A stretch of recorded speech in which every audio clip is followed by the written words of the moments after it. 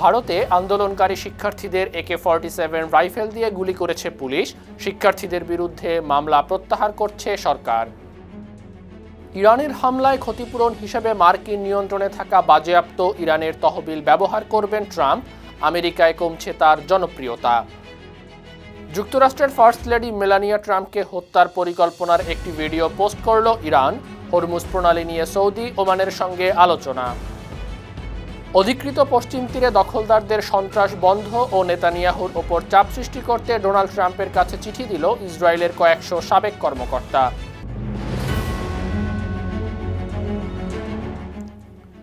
শুনছিলেন সংবাদ শিরোনাম। সবাইকে স্বাগত জানাচ্ছি বিশ্বজুড়ে প্রতিদিনে। বিশ্বের বিভিন্ন প্রান্তের সবশেষ তথ্য জানাতে আপনাদের সঙ্গে আছি আমি ইকবাল মাহমুদ অনিক।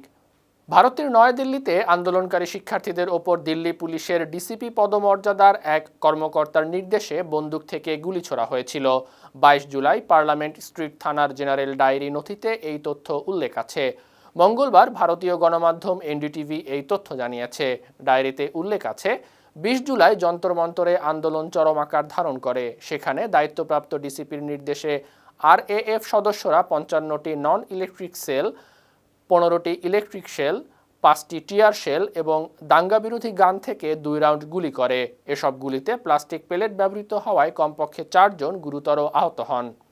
ভারতে নিট প্রশ্নপত্র ফাঁসের প্রতিবাদে আন্দোলনকারী শিক্ষার্থীদের বিরুদ্ধে মামলা প্রত্যাহার করছে পশ্চিমবঙ্গ সরকার। সোমবার ককরোচ জনতা পার্টির নেতারা জানিয়েছেন, পশ্চিমবঙ্গ, বিহার ও আসাম সরকার আটক আন্দোলনকারীদের বিনামূল্যে আইনি সহায়তা দিচ্ছে। মঙ্গলবারের মধ্যে সব বন্দির মুক্তি নিশ্চিত এবং মামলা প্রত্যাহার না করলে নতুন কর্মসূচি ঘোষণা করা হবে। বিহার ও আসামের পর তৃতীয় রাজ্য হিসেবে পশ্চিমবঙ্গও আন্দোলনকারীদের বিরুদ্ধে আইনি পদক্ষেপ শিথিল করা হচ্ছে। উল্লেখ্য, নিট প্রশ্নপত্র ফাঁসের প্রতিবাদে গেল শুক্রবার কলকাতার ধর্মতলায় বিক্ষোভ থেকে পুলিশ 16 জনকে গ্রেপ্তার করে। পরে ভারতের কেন্দ্র সরকার আশ্বাস দিয়েছিল আন্দোলনকারীদের বিরুদ্ধে মামলা প্রত্যাহার করবে। ভারতের বিহারের সিওয়ান জেলায় 25 জুলাই বিহার বন্ধ আন্দোলন চলাকালে শিক্ষার্থীদের AK-47 রাইফেল দিয়ে গুলি করেছে পুলিশ। এমন একটি ভিডিও ভাইরাল হয়েছে। এই ঘটনায় ওই পুলিশ সদস্যকে সাময়িক বরখাস্ত করা হয়েছে। ভারতের শিক্ষামন্ত্রী ধর্মেন্দ্র প্রধানের পদত্যাগের দাবিতে সেদিন ককরোচ জনতা পার্টির উদ্যোগে আন্দোলনরত শিক্ষার্থীদের উপর গুলি চালিয়েছিল পুলিশ। ঘটনার পর বিহারের বিরোধী দলের নেতা তেজস্বী যাদব গুলি ছোড়া পুলিশদের বিরুদ্ধে কঠোর ব্যবস্থা নেওয়ার আহ্বান জানিয়েছেন। তিনি একটি ভিডিও শেয়ার করেছেন। ভিডিওতে পুলিশকে গুলি ছুড়তে দেখা যায়।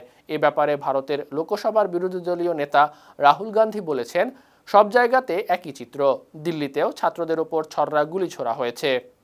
ইরানের সঙ্গে যুদ্ধে মার্কিন নাগরিকদের সমর্থন কমছে। রয়টার্স ইপসোসের সবশেষ জরিপ অনুযায়ী প্রতি 3 জন মার্কিনীর মধ্যে মাত্র 1 জন এই যুদ্ধ সমর্থন করছেন।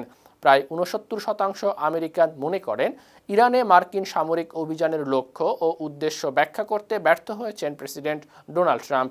গত শুক্রবার থেকে রোববার পর্যন্ত পরিচালিত এ জরিপে আরও জানা গেছে, ট্রাম্পের জনসমর্থন সামান্য বেড়েছে।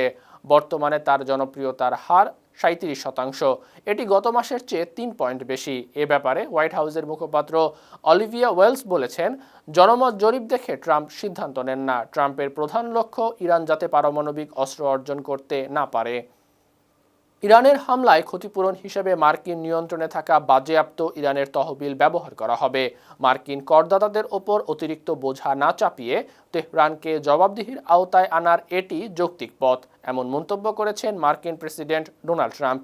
মঙ্গলবার মিশিগানে যাওয়ার পথে এয়ারফোর্স ওয়ানে সাংবাদিকদের ট্রাম্প আরও জানান, মার্কিন অর্থ দপ্তর ক্ষতিগ্রস্ত জাহাজের মেরামত খরচ, পণ্যের ক্ষতি এবং আঞ্চলিক মিত্রদের ওপর প্রভাব মূল্যায়ন করছে। ট্রেজারি সেক্রেটারি স্কট বেসেন্ট গেল জুন মাস থেকেই এসব নিয়ে কাজ করছেন। ট্রাম্পের সমর্থকরা এই পদক্ষেপে জবাবদিহি নিশ্চিতের ইতিবাচক প্রয়াস হিসেবে দেখছেন। তবে সমালোচকরা বলছেন, এতে ইরানের পরমাণু কর্মসূচি ও আঞ্চলিক নিরাপত্তা নিয়ে আলোচনার সুযোগ কমবে। যুক্তরাষ্ট্রের ফার্স্ট লেডি মেলানিয়া ট্রাম্পকে হত্যার পরিকল্পনার একটি ভিডিও চিত্র পোস্ট করেছে ইরান। এতে ট্রাম্পের 20 বছর বয়সী ছেলে ব্যারেন ট্রাম্পকেও হুমকি দেওয়া হয়েছে। ডেইলি মিররের প্রতিবেদনে জানানো হয়েছে, ভিডিওর ধারা বিবরণীতে মেলানিয়ার হাল ফ্যাশনের পোশাকের প্রতি দুর্বলতার বিষয়টি উল্লেখ করা হয়েছে। বলা হয়েছে, মেলানিয়ার স্টাইল টিমের কাউকে হাত করে তিনি কোন ফ্যাশন হাউসে পোশাক কিনতে যাবেন সেই তথ্য জানতে হবে। সেই ফ্যাশন হাউসে গিয়ে আগে পোশাকটি তিনি কিনবেন, কিংবা কেনার সম্ভাবনা সবচেয়ে বেশি সেই পোশাকে নার্ভ এজেন্ট ভিএক্স নামের তরল ছিটিয়ে দেয়া হবে। এটি একটি গন্ধহীন তৈলাক্ত তরল। মানুষ এই তরলের সংস্পর্শ পেলে 18 ঘন্টা 30 মিনিটের মধ্যে মারা যায়। হরমুজ প্রণালীর নিরাপত্তা নিয়ে সৌদি আরব ও ওমানের পররাষ্ট্রমন্ত্রীর সঙ্গে টেলিফোনে কথা বলেছেন ইরানের পররাষ্ট্রমন্ত্রী আব্বাস আরাকচি। মঙ্গলবার নিজের টেলিগ্রাম চ্যানেলে বিবৃতি দিয়ে আরাকচি জানিয়েছেন, সোমবার সন্ধ্যায় তিনি এসব ফোনালাপ করেন। এ সময় দ্বিপাক্ষিক সম্পর্কের সবশেষ অবস্থা, আঞ্চলিক পরিস্থিতি এবং হরমুজ প্রণালীর নিরাপত্তা নিয়ে আলোচনা হয়েছে। আলোচনায় আরাকচি মধ্যপ্রাচ্যে স্থিতিশীলতা প্রতিষ্ঠার জন্য আঞ্চলিক দেশগুলোর মধ্যে সহযোগিতা আরও জোরদার এবং যৌথ কূটনৈতিক উদ্যোগ এগিয়ে নেয়ার প্রয়োজনীয়তার গুরুত্ব তুলে ধরেন। বিশ্বের গুরুত্বপূর্ণ জ্বালানি পরিবহন পথ হিসেবে পরিচিত হরমুজ প্রণালী নিয়ে ইরানের এই কূটনৈতিক যোগাযোগকে তাৎপর্যপূর্ণ হিসেবে বিবেচনা করা হচ্ছে। ইরাক থেকে সৌদি আরবে ড্রোন হামলা হয়েছে, রিয়াদের এমন অভিযোগ তদন্তের নির্দেশ দিয়েছেন ইরাকের প্রধানমন্ত্রী আলী আল জায়েদি। সোমবার প্রধানমন্ত্রীর মুখপাত্র সুবাহ আল নুমান বিবৃতি দিয়ে বলেছেন, প্রধানমন্ত্রী সংশ্লিষ্ট নিরাপত্তা কর্তৃপক্ষকে এ ব্যাপারে নির্দেশনা দিয়েছেন। এদিকে ইরাকের আনুষ্ঠানিক সামরিক কাঠামোর বাইরে থেকে যুক্তরাষ্ট্র ও ইসরায়েলের বিভিন্ন লক্ষ্যবস্তুতে হামলা চালাচ্ছে ইরান সমর্থিত শিয়া মিলিশিয়াদের সংগঠন Islamic resistance in Iraq. Saudi আরবের এমন অভিযোগকে মনগড়া বলে দাবি করেছে সংগঠনটি। সংগঠনের নেতারা বলছেন, ইয়েমেনের বেদনাদায়ক হামলার জবাব দিতে সৌদি আরবের অক্ষমতাকে আড়াল করতেই এমন অভিযোগ করা হচ্ছে। তারা সৌদি সরকারকে সতর্ক করে বলেছে, ইরাকে কোনো বোকামিপূর্ণ পদক্ষেপ নিলে কঠোর জবাব দেয়া হবে।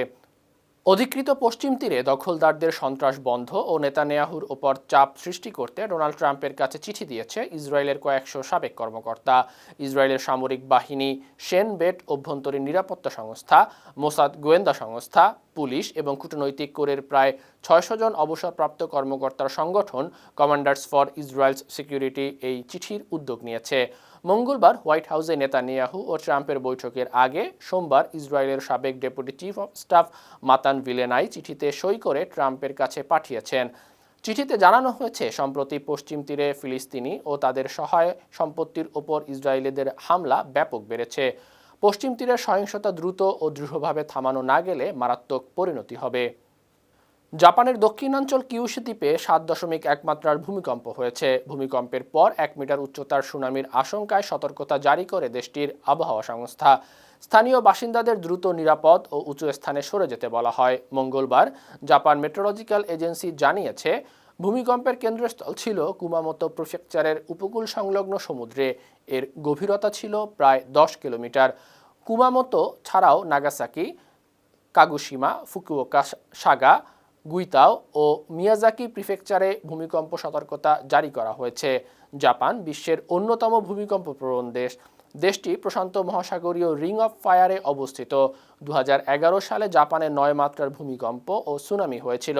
তখন প্রায় 18,500 মানুষ নিহত বা নিখোঁজ হয়েছিলেন। বেবি পাউডার সহ অন্যান্য ট্যালকাম সামগ্রী ডিম্বাশয়ের ক্যান্সারের জন্য দায়ী এমন অভিযোগে জনসন অ্যান্ড জনসনের বিরুদ্ধে প্রায় 76,000 মামলা হয়েছে। সোমবার এসব মামলা নিষ্পত্তিতে আনুমানিক $5.5 বিলিয়ন মার্কিন ডলার দিতে রাজি হয়েছে আন্তর্জাতিক স্বাস্থ্যসেবা ও প্রসাধন সামগ্রীর এই প্রতিষ্ঠানটি। এই ঐতিহাসিক সমঝোতার মাধ্যমে 1 দশক ধরে চলা দীর্ঘ আইনি বিরোধের অবসান হচ্ছে। আমেরিকার নিউ জার্সির ফেডারেল আদালত ও রাজ্য আদালতে বিচারাধীন প্রায় সব দাবি এই সমঝোতার আওতায় থাকবে। সমঝোতা চুক্তিটি চূড়ান্ত হতে রাজ্য বা ফেডারেল আদালতের 95% আবেদনকারীর সম্মতি প্রয়োজন হবে। জনসন অ্যান্ড জনসনের লিটিগেশন বিভাগের ভাইস প্রেসিডেন্ট এরিক হাস জানিয়েছেন, তাদের বিরুদ্ধে অভিযোগগুলো ভিত্তিহীন। তবুও দীর্ঘ আইনি লড়াই বন্ধ করে ব্যবসায় মনোযোগ দিতেই তারা এই সমঝোতা চাচ্ছেন। এবছর ফিফা বিশ্বকাপ ম্যাচ দেখতে গিয়ে কানাডায় 175 জন রাজনৈতিক আশ্রয় চেয়েছেন। তাদের মধ্যে 10 জন বাংলাদেশি নাগরিক। কানাডার অভিবাসন ও শরণার্থ বিষয়ক সংস্থা immigration, refugee and citizenship Canada এই তথ্য জানিয়েছে। দেশটিতে সবচেয়ে বেশি রাজনৈতিক আশ্রয় চেয়েছেন ঘানার নাগরিকরা। সে দেশের 25 জন নাগরিক এই আবেদন করেছেন। এছাড়া মিশরের 15 জন, কলম্বিয়ার 15 জন, সেনেগালের 10 জন এবং ইকুয়েডরের 5 জন নাগরিকও এই আবেদন করেছেন।